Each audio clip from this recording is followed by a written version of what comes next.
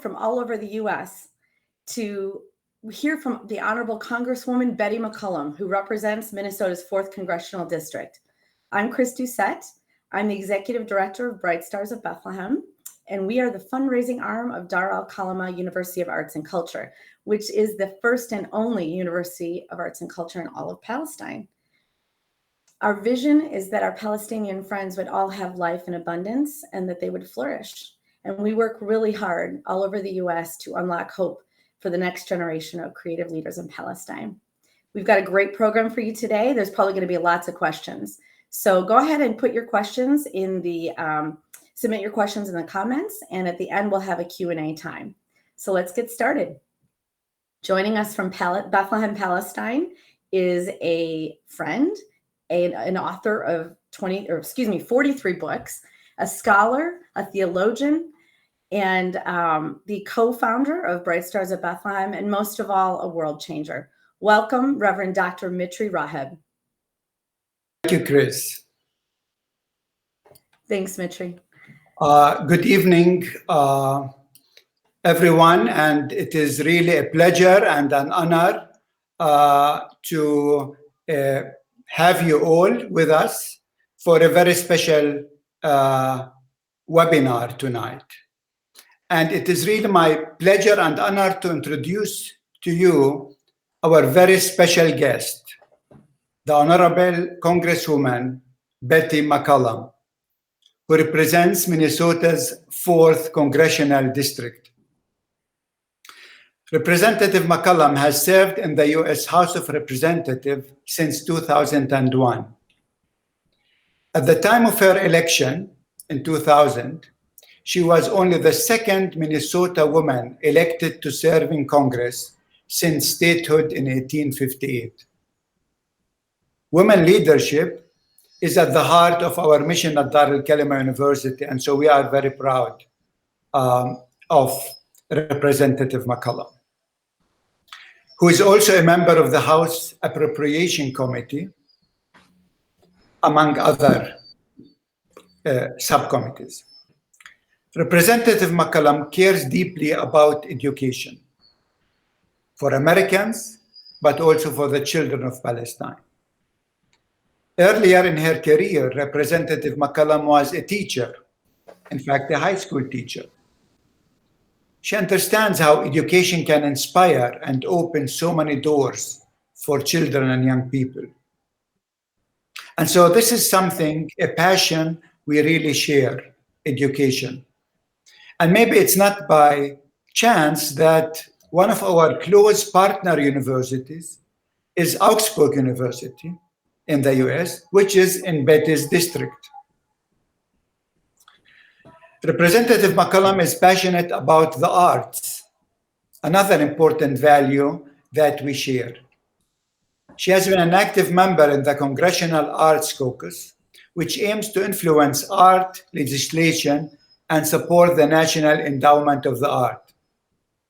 I wish if Representative McCollum would have been representative here in Palestine to push for art legislation here on our end. Our mission at Dar al-Kalama University is to educate the next generation of creative leaders in Palestine and to use the art as a tool for social transformation. Mm-hmm. Representative McCollum is passionate about justice.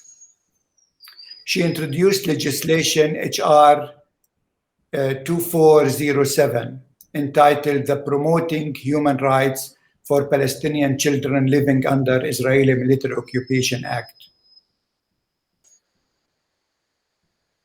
Representative McCollum introduced this act because she cares deeply about internationally recognized standards of human rights. Representative McCollum registration would prohibit the application of US funds to Israel for the military detention of children. In April of this year, Representative McCollum introduced the Defending the Human Rights of Palestinian Children and Families Living Under Israeli Military Occupation Act, a bill that aims to prohibit U.S. aid from being used by Israel to detain Palestinian minors, demolish Palestinian homes, and further annex West Bank land. The bill requires the State Department to file an annual report to Congress detailing the extent of which U.S. aid from the previous fiscal year was used to bankroll any of the aforementioned activities. We truly appreciate and support the courage and bold steps on behalf of the Palestinian children and all who are oppressed, including the Native Americans in Minnesota, who Representative McCollum really cares deeply about. Your work, Betty, is not easy. And I know it sometimes may be risky, but the risks of losing the creative talent of young people is even greater. Representative McCollum, your work and our work at Dar el-Kalima through Bright Stars of Bethlehem is closely aligned. And this is why you were the first recipient of the Friends of Bright Stars of Bethlehem Award that I had the honor to present to you in October 2019 in Minnesota in person. Your Excellency, thank you for being our very special guest today. Thank you. Thank you for the warm and kind introduction. And because we've met before, because we share passion for the arts, for social justice, for human rights, I'm willing to drop my title and just call me Betty from now on. And with your permission, I will use Mitri. Thank you, Betty. So it's good to see you again, my friend. Wish it was in person. I know everybody's being very cautious and very concerned about the virus, and so you have been on my mind, you and the youth that you work so hard with, and of course their extended families too. I'm watching very closely what's happening with vaccine and testing in your part of the world, and my government needs to step up more, speak out more to make sure everybody has equal access to that. Thank you. I know how deeply also you care about health, and vaccine is really right now the hot issue everywhere in the world, and so your support for that is really needed. Thank you. I think the first question that is on the mind of everyone on the webinar tonight is, what brought Betty to be interested in justice in Palestine? I mean, this doesn't seem to be like a standard position for a member of the US Congress. I think we are all eager to hear from you.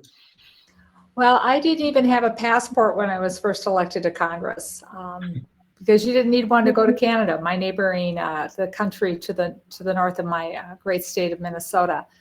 And so when I got my passport and had an opportunity to travel, I took a different route than many members of Congress do, and I went to refugee camps, and I went to areas that were recovering from war, whether it be in places in Africa, the Middle East, and in South and Central America here on my side of the world. And I realized, a loss for human rights for one person is a loss for human rights for everyone around the world. We are all interconnected, and how we treat our friends and our family is just, repeated as people continue to meet one another.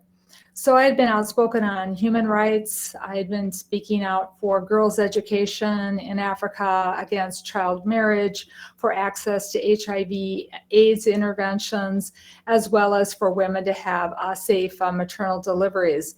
And so in 2006 was the beginning of the journey that really propelled me into this, when there was a House International Relations Committee. I voted against the Palestinian Anti-Terrorism Act of 2006, because that bill was what people were using politically to punish Hamas after the Palestinian Authority had won that election.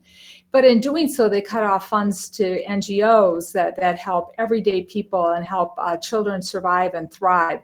And so I voted against it, and then I was attacked by AIPAC on it, and held my ground and did my research. And so in 2013, when the UNICEF report came out about children in military detention, some of the recommendations and some of the things that they observed, my chief of staff saw the report before I did, and he was like, you need to see this. And we just couldn't be silent once we had read that, because Israel is an ally, but when a good friend is doing something that you think is wrong, if you're a good friend, you say something. So we wrote a letter to Secretary Kerry, and that led eventually to us moving forward with legislation, to the current legislation I have here before us, which is HR 2590. And I know you've got some follow-up questions, so I'm a former teacher, so I'm not going to talk for 30 minutes. I'll let you direct the conversation, Mitri. Yeah, thank you, Betty. I guess our friends, sometimes they might feel frustrated, and they think maybe nothing is changing in Congress regarding Palestine. But do you see like a change over time in the U.S. Congress regarding the Israeli-Palestinian issue? Yeah, that first vote when I said in 2006, no, we should not cut off humanitarian aid to make a political point. These are real people's lives that are being impacted. And a lot of this was healthcare aid, by the way, which comes from some of the great people who are supporters of the work that you do to engage youth. A lot of our hospitals and a lot of the same folks who volunteer time and support for the Bright Stars of Bethlehem were involved in putting together this healthcare support for Palestinians. At that time, that vote passed overwhelmingly. It had, 361 votes in 2006 to allow to cut off NGO aid. And when I voted against it, I had people kind of coming up to me and asking me, why are you doing that? I explained it. I actually changed a few votes on the floor that day to vote against the bill along with me. And many of those people are still with me today in Congress signing on to the legislation. Currently, our legislation has 29 co-sponsors.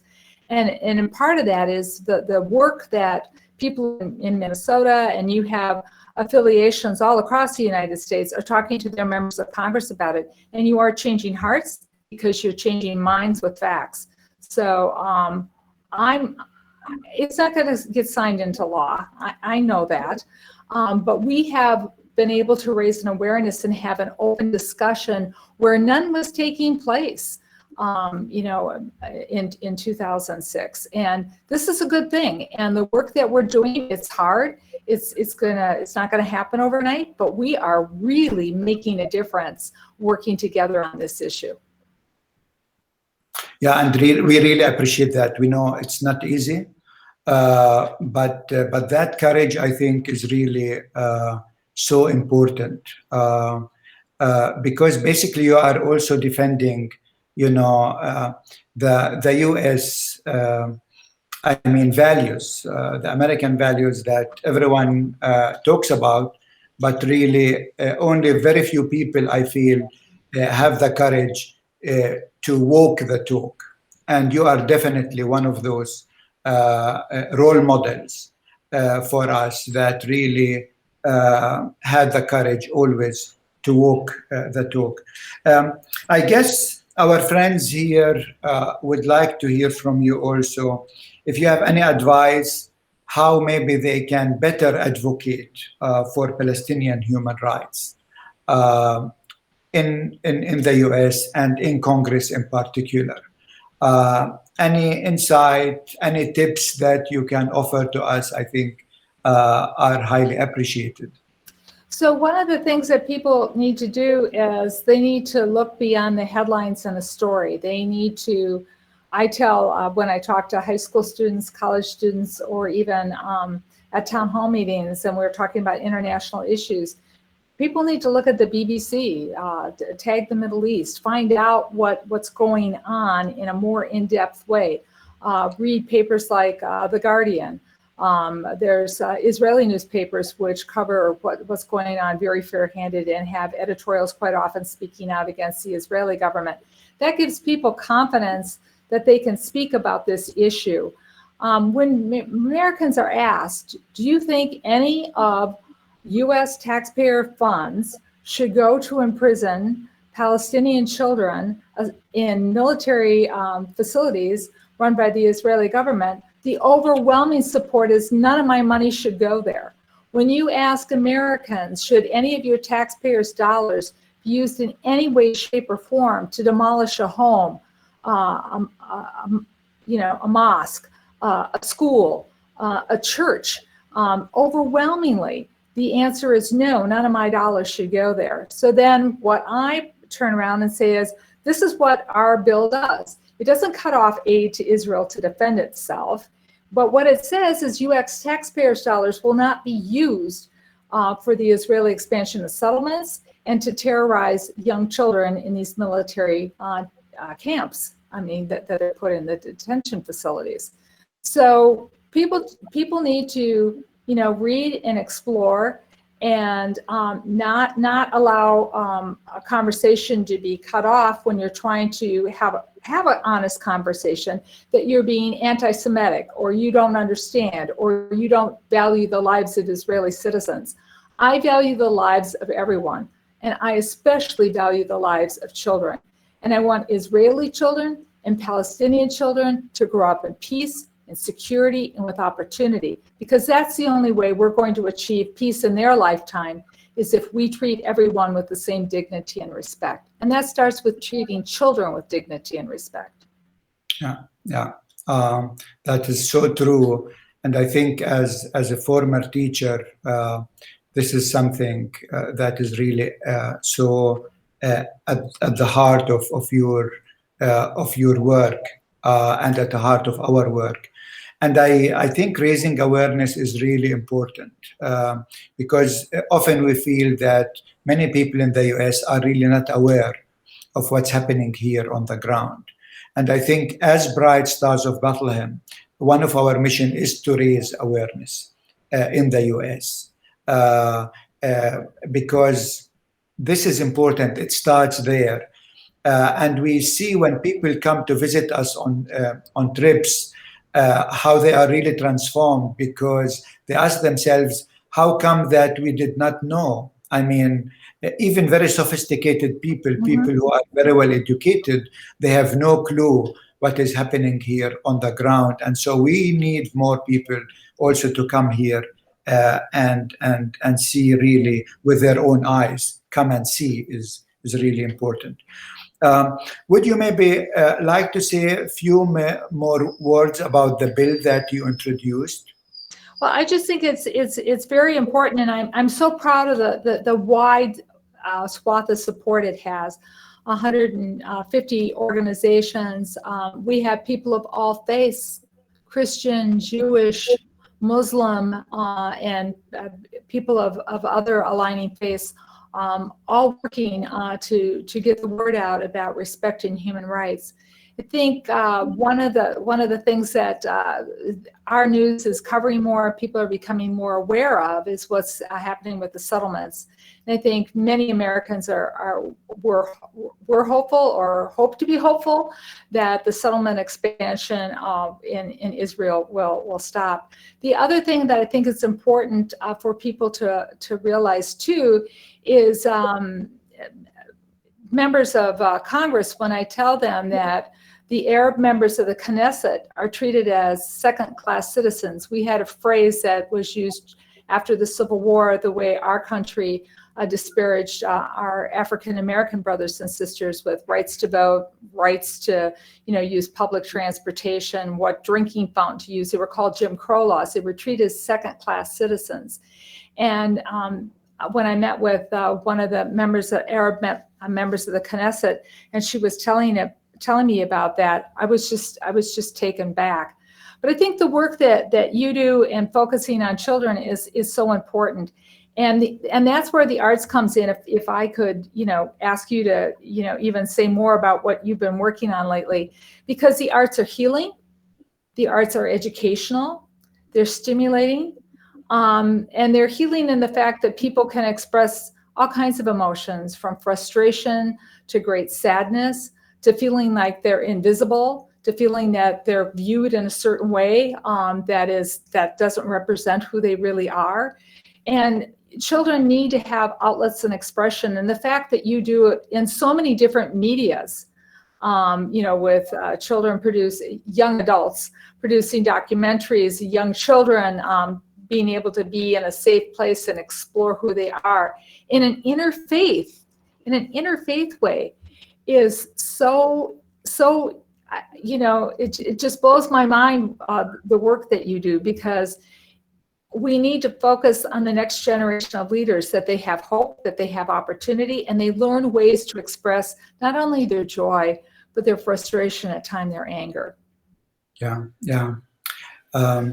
Thank you. Maybe since you gave me this opportunity to say more, before doing that, let me say we really also, we appreciate your stand for social justice for Native American and for African American. These two groups are so close to our heart as well, because we feel we have so much pain that we share, but also we have so much talent that we share. And it has been really, for our people, a great experience, to hear the story of African Americans and to hear the story of Native American and to share these stories and to work together for a better world for everyone, so that really everyone can achieve what God has intended for him and for her. And your work there is really inspirational. Yeah, I have actually something to share with you, some good news. Usually we don't have many good news coming out these days from Palestine, but one good news definitely is that 3 weeks ago, we got finally the accreditation as a full-fledged university. So far we have been a university college, meaning we had only one college. Now we have 5 colleges, and we can grow more colleges. And we can now offer master's degrees and PhDs down the road. And so this is opening, for us really a door wide that we can invest more in our young people. And so we have been very busy in the last 3 weeks, to hire new staff, including vice presidents. And I know you would love that. We used to have only 2 vice presidents until 2 weeks ago. Now we have 5. And guess what? 4 out of the 5, 80% are women. I think we are the only maybe university, we can even compete with, I think, American universities. I mean, which university has 80% women as vice president? But this is actually the Palestine that not only we dream of, but we work hard, step by step, to build. Because we don't want just to have a state on the paper, but we want really, to have the whole community rising up and reaching their potential. So 2 days ago was the first day in the semester. And today I was just, in awe, seeing all these young people, new students coming on campus. And really, they want to do something hopeful with their life. Mm-hmm. And as you said, art is very important because, especially living in Bethlehem, surrounded from 3 sides by the wall, we don't want our young people to believe that the wall, is the end. But we want them to believe that the sky is the limit. It's not the wall. and hopefully one day, like what happened in Berlin, the wall can come down and we can live in freedom, because freedom is one of the most important values for us. It's maybe the most important values that we stand for. And I know that is an important value for you as Americans. So I guess that is just, quickly about some new developments here. I think one question that is also on the mind of people tonight is the change from the Trump administration to the Biden administration. I mean, you are a passionate Democrat, and what hopes do you have with the Biden administration in regard to Palestine? Well, we will be continually reaching out with the support of the organizations and our sponsors on our bill to have conversations with Secretary of State about making sure that we uphold the rights of children, and that just simply as my bill says, that there's accountability, that none of the U.S. taxpayers' funds are used to imprison children, separate them from their families, as well as destroy their homes and schools. So as we have more members of Congress on our legislation, we hope to have an in-person dialogue with the State Department about what our expectations are that the State Department should be doing to standing up for human rights. I know President Biden had a recent visit. It was delayed a day because of what the situation in Afghanistan. And, we have to keep the people living in Afghanistan in our hearts and in our prayers too, because the Taliban are saying one thing, but so far I haven't seen enough. I don't have enough trust to believe that they're going to deliver on all that they've told the international community. But we need to, keep the dialogue, keep the pressure on, keep the accountability on. And that just isn't members of Congress. That's all the people who are supporting us from all different walks of life here in the United States, and some of our people who work with us not only in the Palestinian area but in Israel on this issue. So it's the constant drumbeat of talking about it and asking for accountability. Yeah, thank you for doing that with the Biden administration. And I think your advice basically is for our viewers today is to keep going to your woman, congressman, and to keep raising this Palestinian issue, because change will not come. This is what I heard you saying, will not come from alone. It's the fruit of hard work that the grassroots, the organizations are doing on the ground, and which enables you actually to do also and to push for these issues. Right, and the White House also has websites, and the Secretary of State's office has websites where people can send an email or write a letter. And so I would encourage people to do that as well. If there's a saying in America about if you want to be in the room where it happens, you need to be there. You can be there many ways. You can be there physically. You can be there through video like we are today. You can be there through email.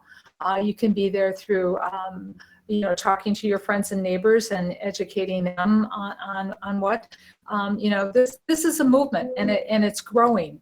But you can never stop working on it, because people will get distracted and start working on something else. And that's what's so wonderful about what your organization with Bright Stars of Bethlehem are able to do is keep the focus on. You have news to share about the university. You have news to share about some of the success, the documentaries that you shared with me 2 years ago. That the young adults had made. You need to keep, you can't be silent. You have to keep prodding, keep talking, keep questioning, keep sharing. Yeah, thank you. I think this is very, very important advice, because we should not take anything for granted. it's really only hard work that would pay off on so many different levels. It's in the university, but it's also really in the politics, I think, the same thing. So maybe my last question to you before we hopefully get some questions from our friends around the world is, I try to put myself in your shoes, which is scary, I guess.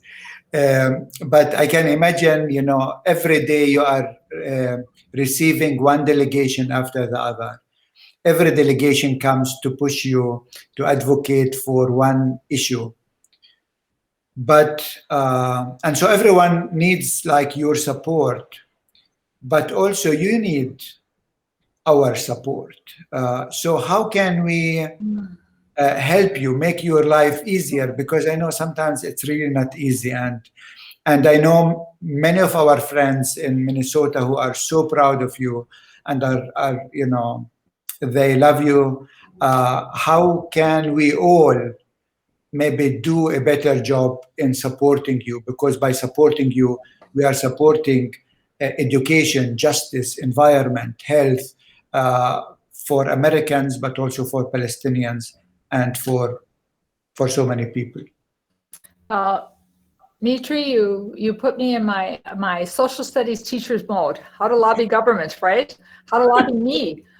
First off, if one of you are members of Congress, and we have the information on our official website, is on the bill 2509, HR 2509, please thank them, call them. If you haven't done that, make sure that you do it. If they're doing a virtual town hall meeting, that is a great way to say thank you for being on the Palestinian detention, to stop Palestinian child detention bill 2590. It's important, and give one or two reasons.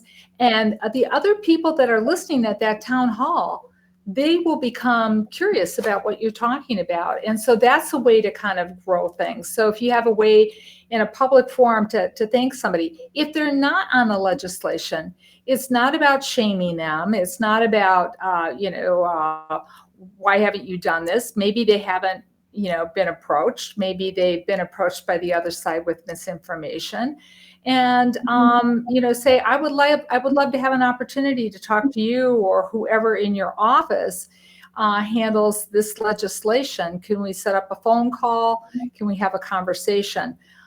Lots of times people think that they have to talk to the member.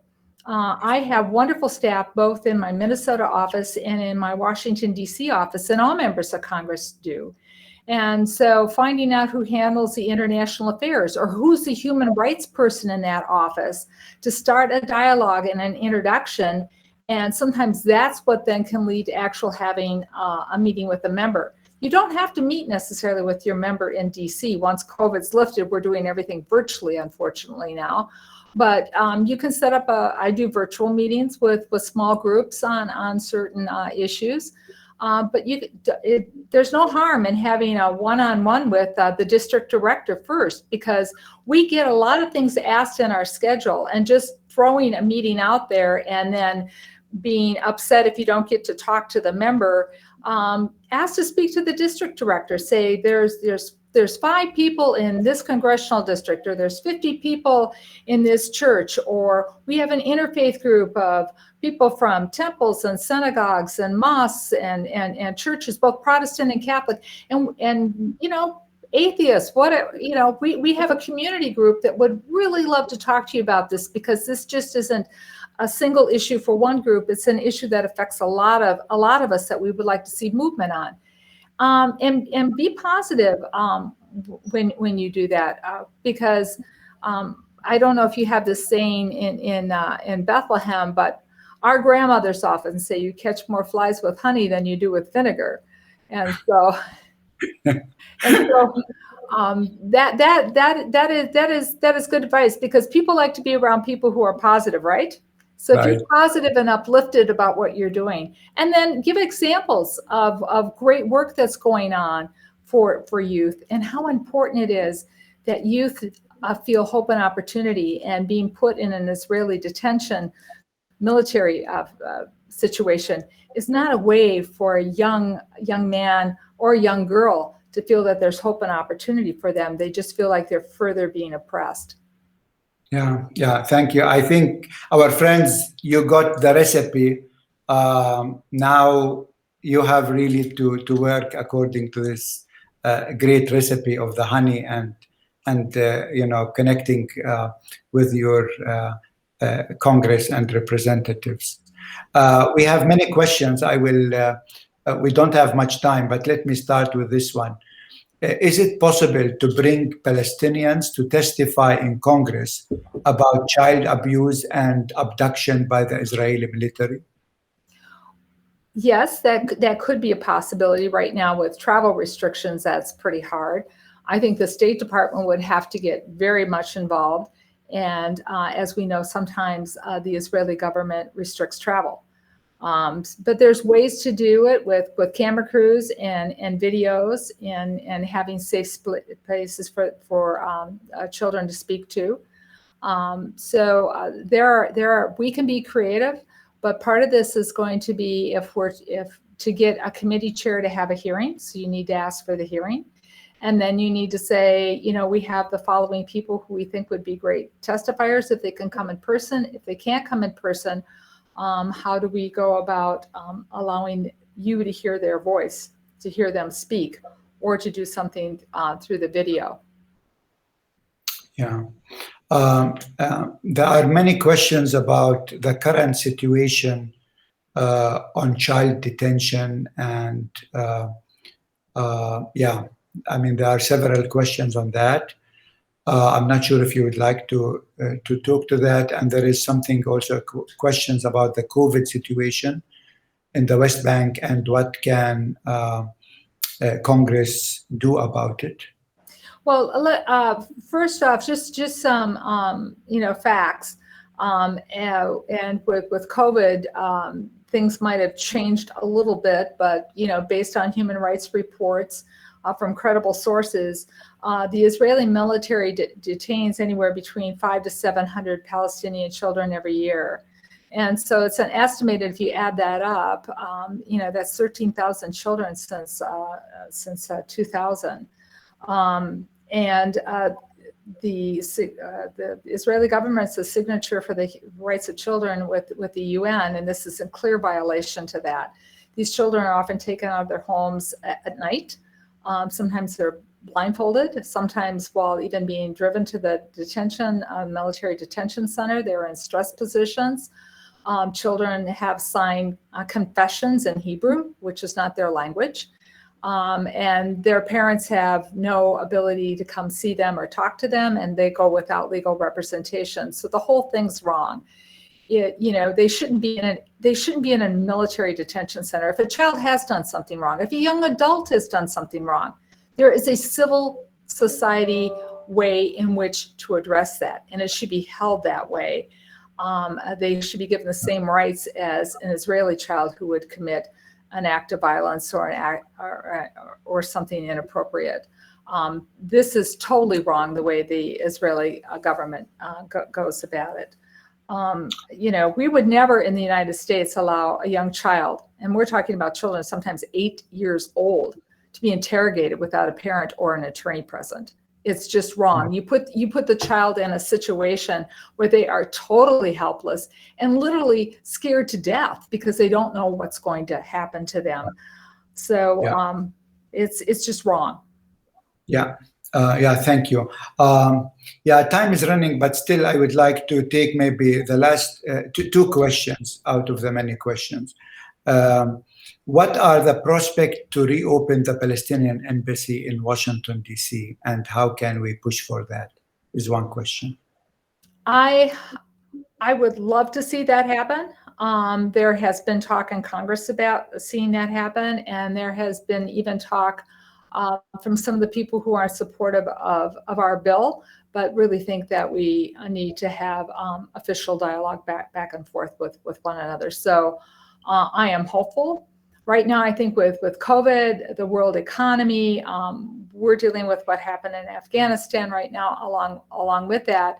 There's many things demanding the administration's attention. We cannot allow this to fall down at the bottom of the list. So we have to be firm in making sure that this administration addresses that issue of an embassy. Yeah, that's very important for us because it will keep the channels of communication really open between Palestine and the US. And the last question, really the last one, is any chance for Representative Betty McCollum leading a group of members of Congress to Palestine in a post-COVID era? Well, and you said people were asking about COVID. Many of us are saying that we want the vaccine to be distributed in the Palestinian area. And I know President Biden sent some over, but we need to work to send more. We've contributed, actually, the United States has contributed actually a lot of vaccine around the world. And we need the EU and other countries that have the capability of manufacturing or helping support it financially to stand up and do that as well. Love to come to Bethlehem at some point, but we need COVID to go away, so we all have to do our part with that, and everybody needs to stay safe and stay healthy. And after COVID, that would be a wonderful trip, because it is a place that I've heard about since I was a little girl. It is a place that I sang about during Christmas. The Star over Bethlehem at the St. Catherine's University, where I attended college, when the star's in the right position, they open up, they have a small observatory for the public to sign up and come see the Star of Bethlehem. So we really hope that the Star of Bethlehem will guide you and other members of Congress to Bethlehem soon. You have an open invitation. We would love to have you here and address our students. I think they would all be honored to hear from you. And this will be a life-changing experience for them. Betty, thank you for who you are, for what you stand for your hard work. As Bright Stars of Bethlehem, our tagline is hope is what we do. And you give us hope, but also you do hope all the time. Thank you. It was really incredible to have you with us. What an honor and what a pleasure and what an engaging discussion. Chris? Wow. Okay. Congresswoman McCollum, just like Mitri, we consider you a world changer. We're so encouraged by the good work that you do. Thank you so much for joining us today. We appreciate thank you for doing the work together with me. Thank you. So a quick reminder to everybody, we've got Mitri's 43rd book, hot off the presses here. It's actually available on Amazon. So if you'd like a copy of this new book, it's available on Amazon. We'd love for you to read this. Also, we would like all of you to remember about our gala coming up, our national virtual celebration of Hope Unlocked on September 18th. And that you can register on our website at www.brightstarsbethlehem.org. So our gala, we're so excited about this because we're going to, again, this year have Palestinian student stories, which are awesome. An update from Mitri, a further update about the Dar al-Khalam on what's going on there.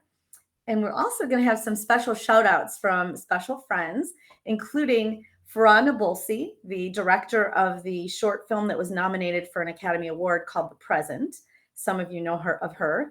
And then also we're just honored and thrilled that Reverend Dr. Cornel West will be joining us as a special guest. And also Congresswoman McCollum herself might say a few words. We also will be having the raffle, and we've got some really cool prizes. So buy your raffle tickets now, and those will be available until just before the event. And one other announcement I'd like to make is that we have got an incredible matching gift given to us by the John and Frank Sparatio Foundation.